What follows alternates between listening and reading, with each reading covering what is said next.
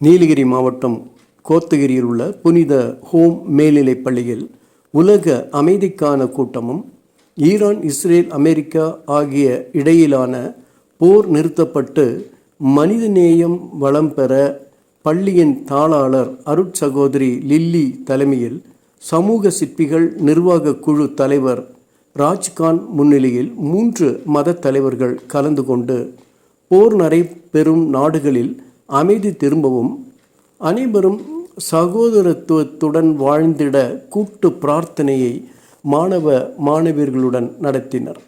இந்நிகழ்வில் பள்ளி முதல்வர் அருட்சகோதரி எலிசபெத் ராணி, கோத்தகிரி அனைத்து கிறிஸ்துவ கூட்டமைப்பு சார்ந்த அருட்திரு பிரபு, கோத்தகிரி பள்ளிவாசல் மதகுரு சதாம் உட்பட 300க்கும் மேற்பட்ட மாணவ மாணவிகள் பங்கேற்றனர்.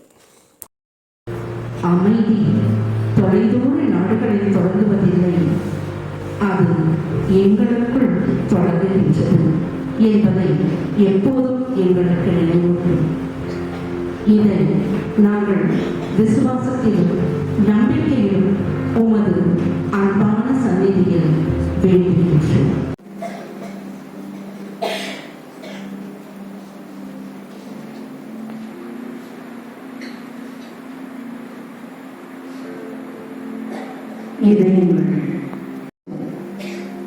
போர் மற்றும் பிளவுகளால் பாதிக்கப்பட்ட இந்த உலகில் சிதைந்த நிலங்களில் இருந்து எழும் அழுகுரல்களுக்கும் பயத்தின் நிழல்களில் விழும் அமைதியான கண்ணீருக்கும் நடுவே நாங்கள் உம்மிடம் வருகின்றோம்.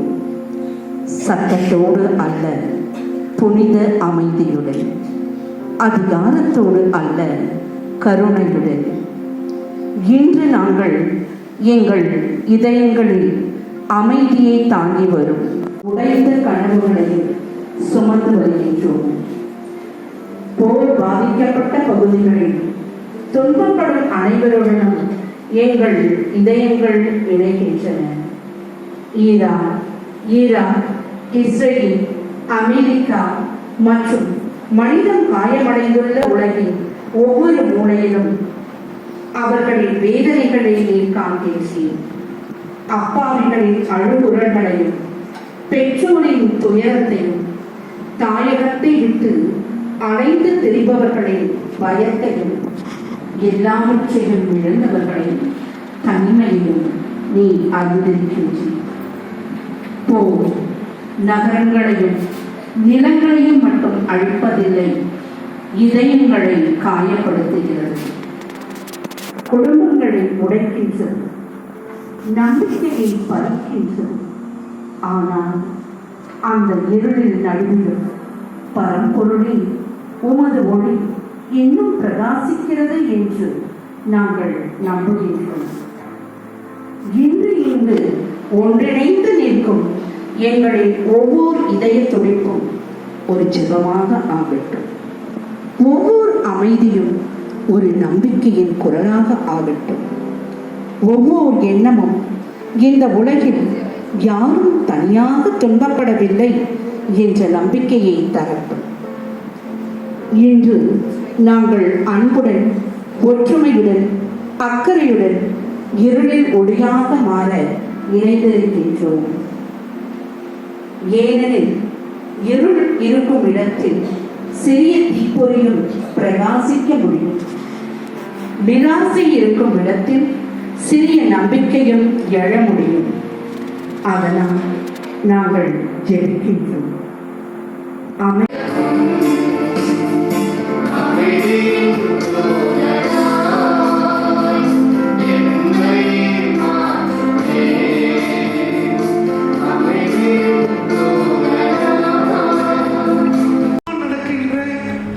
ஒரு மிகப்பெரிய ஒரு போர்.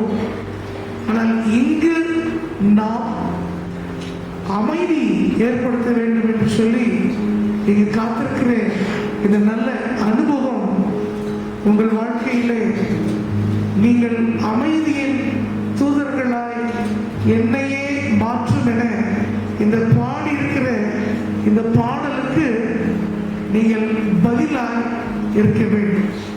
இந்த காலம் வரைக்கும் எல்லாரையுமே அடிமைப்படுத்தி ரூல்ஸ் எல்லாம் கைக்குள்ள கொண்டு வந்து அத்தனை நாட்களும் அவனுக்கு சல்யூட் அடிக்கணும்னு எதிர்பார்க்கிறாங்க.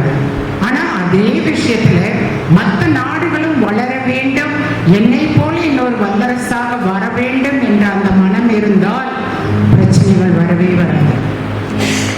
இந்த யாரோ அடிச்சுக்கிறாங்க, எங்கேயோ தான் பிரச்சனை இருக்கு, நம்மளுக்கு என்ன பிரச்சனை, நாம நிம்மதியாக இருக்கிறோம் அப்படின்னு நம்ம நினைக்கக்கூடாது.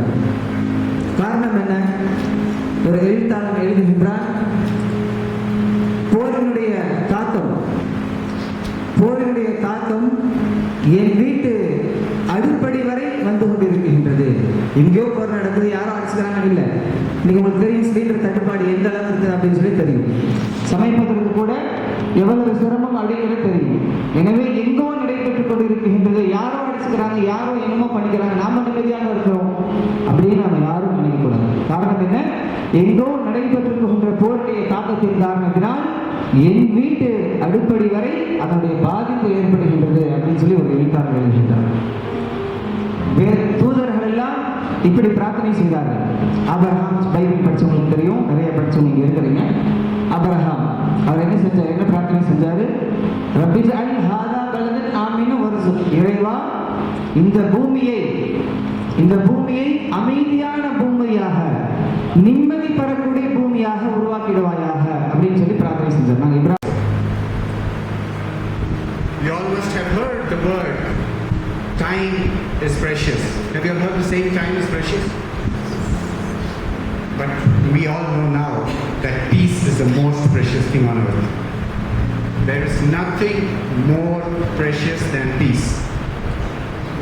There is a saying in English, if anything takes your peace, it's not worth it. There is nothing in the world which is equal to your peace. One more time. One more time. So we have to pray to God for the peace of the world. We are gathered here. இங்க மேடையில பாத்தீங்கன்னா எல்லாருமே இருக்கும்.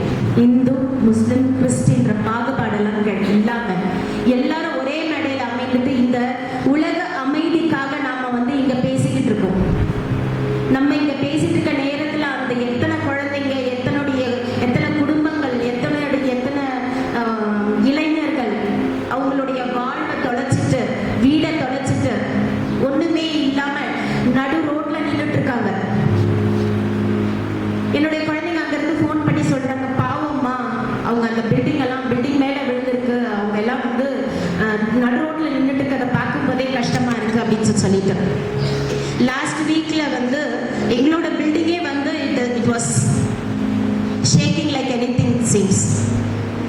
கீழே இருந்துட்டு என்னோட பையன் சொல்றான், பில்டிங்கே ஆடுது, எதனாலனே தெரியல. Missile attack. நமக்கு இந்த வார் வேணுமா? பதில் சொல்லுங்க, நமக்கு இந்த வார் வேணுமா? அதுக்கு நம்ம என்ன பண்ணணும்? பீஸ் மாத்திரமா? we have to pray for the peace.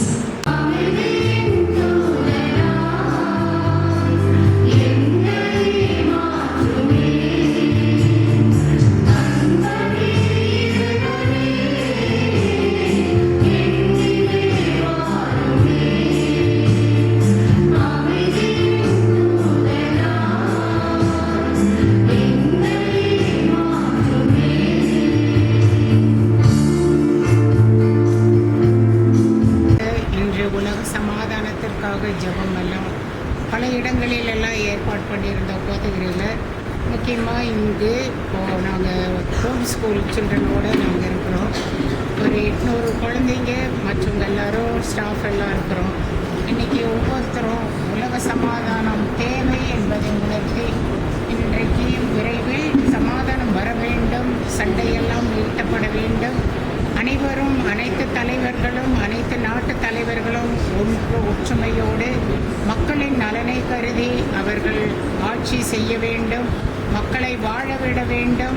நான் தான் என்ற அகங்காரம், ஆணவம் இல்லாமல் அனைவரும் கடவுளுடைய பிள்ளைகள், அனைவருக்கும் உரிமை உண்டு என்ற விதத்தில் அமைதியான முறையில் இந்த போராட்டமானது நிறுத்தப்பட வேண்டும் என்று அனைத்து குழந்தை குழந்தைகளும் நாங்களும் சேர்ந்து இன்றைக்கு ஜெபித்தோம்.